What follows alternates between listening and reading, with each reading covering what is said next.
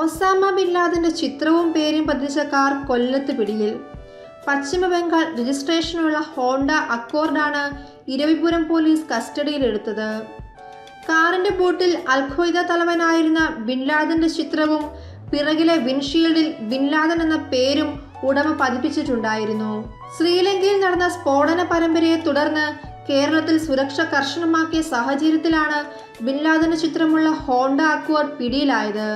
ബംഗാൾ രജിസ്ട്രേഷനുള്ള കാറിന്റെ ഉടമസ്ഥൻ കൊല്ലം പള്ളിമുക്ക് സ്വദേശിയാണ്. 1 വർഷം മുൻപാണ് പശ്ചിമ ബംഗാൾ രജിസ്ട്രേഷനുള്ള ഹോണ്ട അക്വാർഡ് കാർ ഇദ്ദേഹം വാങ്ങിയത്.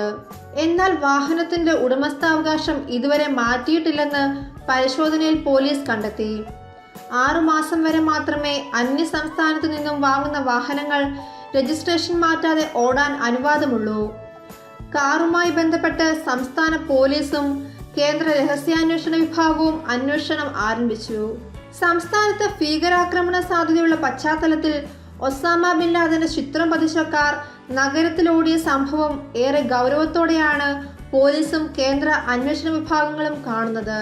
ദില്ലി ഉൾപ്പെടെയുള്ള നഗരങ്ങളിൽ 10 വർഷത്തിൽ കൂടുതൽ പഴക്കമുള്ള ഡീസൽ കാറുകൾ നിരോധിച്ചതോടെ വില കൂടിയ വലിയ കാറുകൾ ചെറിയ വിലയ്ക്കാണ് സെക്കൻഡ് ഹാൻഡ് വിപണിയിൽ ലഭ്യമാവുന്നത്. കേരളം പോലുള്ള സംസ്ഥാനങ്ങളിൽ ഇത്തരം കാറുകൾക്ക് ആവശ്യക്കാർ ഏറി വരികയാണ് താനും. എന്നാൽ കൃത്യമായ രേഖകൾ പലപ്പോഴും ഇത്തരം വാഹനങ്ങൾക്കുണ്ടാവാറില്ല. നിലവിൽ വാഹനത്തിന്റെ ഉടമസ്ഥാവകാശം വിൽക്കുന്നയാൾ മാറ്റണമെന്നാണ് സംസ്ഥാനത്തെ ചട്ടം. അതായത് രജിസ്ട്രേഷൻ മാറ്റാൻ വാഹനം വിൽക്കുന്നയാൾ മുൻകൈ എടുക്കണം.